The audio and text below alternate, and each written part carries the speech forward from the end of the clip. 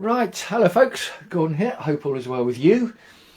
Time for the next episode of this live painting series, and in this episode there's not actually going to be much progress made, but I am going to, because I've got to let something dry after I've done it, I'm going to introduce some new implements, because up to now I've just been using a palette knife and a brush and huge amounts of skill.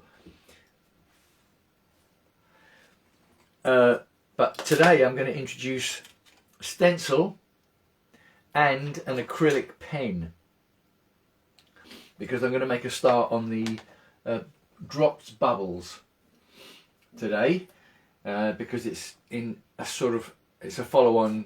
Well, it's going to make a bit of a series, isn't it? That was the first one I did, and that was the second one. This is the third one. I'll tell you more about the bubbles as I go along, depending on how much time this takes. Now, the stencil, you might seem like a bit of a cheat, and you could be thinking, why am I not doing it freehand? Which is a reasonable question, but to be honest, trying to do a circle freehand is going to look rubbish. It's certainly going to look rubbish if I do it with my skill level. And when I first started looking at drops / bubbles, they were more oval, but the artist that I learned how to do these from goes for round. And in fact, when I got this pack of stencils, they do, oh I can't, it's under, yeah, it was a whole pack of stencils, and they do have oval ones, but I like the round ones, and that's what I'm going to go for. And she uses an acrylic pen. I'll tell you more about that artist in another video. Give it a shake to get the acrylic down to the end. Now, you might notice that they are roughly in the same place and the same size. It's 5 drops bubbles on those, which is what I want to replicate on this one. So now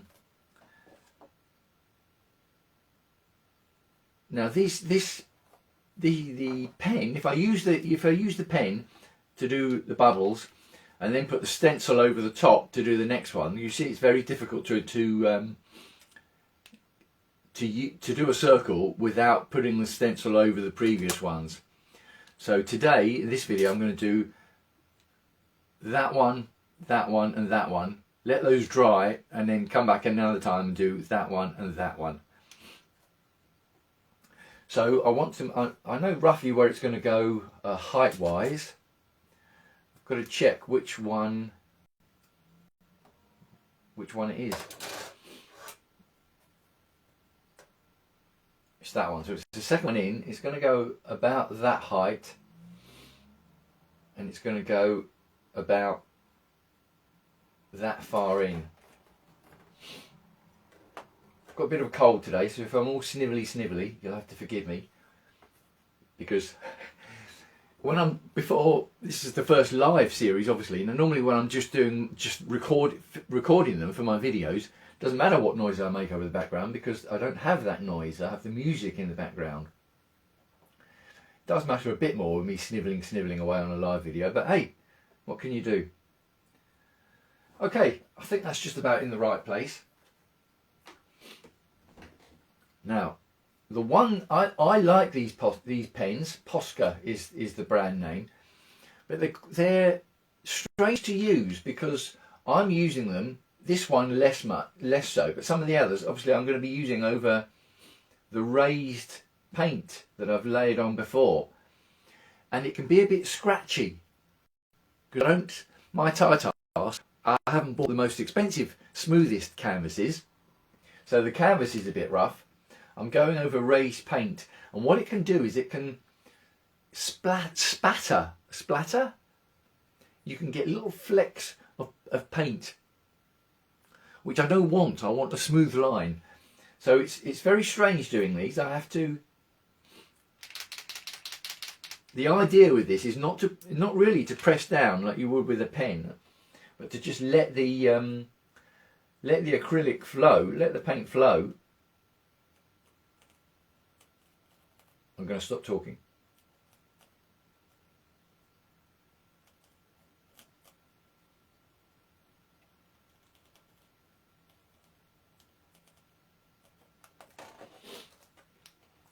So the idea is to let the acrylic flow and just use the pen as the guide. So that one's gone on okay. And I don't know if you can see it, probably won't pick it up on the video. There's a little bit of acrylic on the inside of the stencil mark. So I am just going to wipe that off. Right, good. Okay. I'm going to do the one in the middle, which is that one, I believe. Is it? Oh, blimey, is it that one? Well, that's the one I'm going to go for. So, that's going to be about there. And then height-wise, it's going to be about there.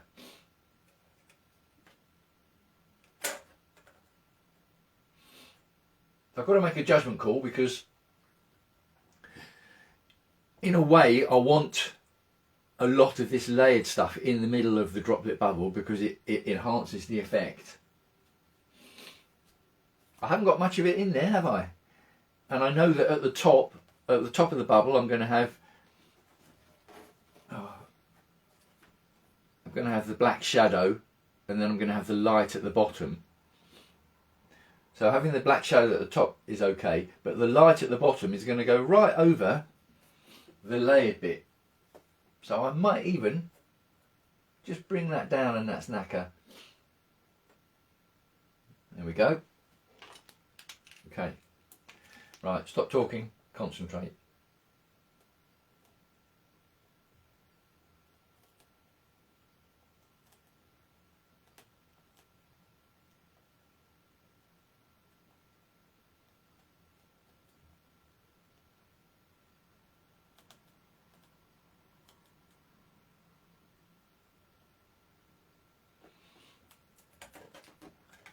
Okay, that one's gone on okay. Now you might have seen me do that and think, well, why are you doing it in fits and starts? Why aren't you doing it all in one go? Which is another good question, and that's something advantage you can do with having a stencil. If you're doing it freehand, you probably would have to do it all in one go. But because I'm using the stencil, I can do a bit over here, a bit over here, a bit over here, and that reduces the chance of the acrylic pen splattering. Okay, so I'm going to do the third one and then come back, you see, come back and do the other ones. Right, now, which size was this one? Was it that one? Or was it... I'm going to go for that one because it's the same... Is it? Oh, right. I'm going to go for... That's the one I'm going to be using. Okay, height-wise,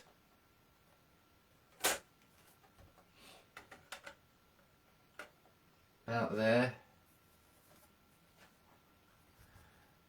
Oh, it's a lot higher on that one. I certainly don't want them all in the same height. I want a bit of a bubbly effect. But again, the bottom of the bubble. Let me use my pointer.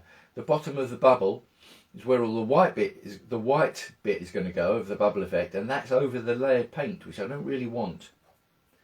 So can I come down a bit? If I come down a bit, which has the bubble better over the paint, it's at the same level as that one, which I don't want. So I'm going to have to go back up and take my chances.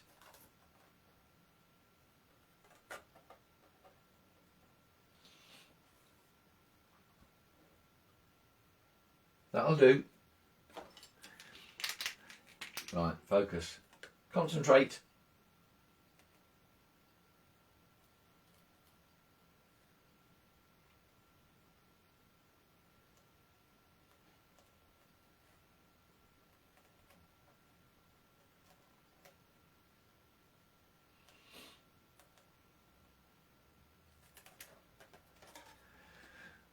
just about right.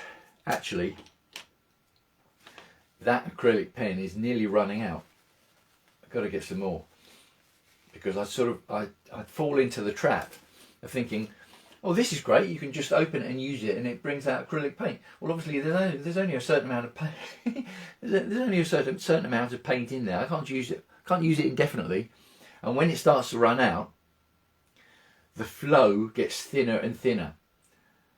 It does look a bit thin, but of course, because I'm using a stencil, once I've finished the rest of the drop bubble effect, I can always go back over the outline again.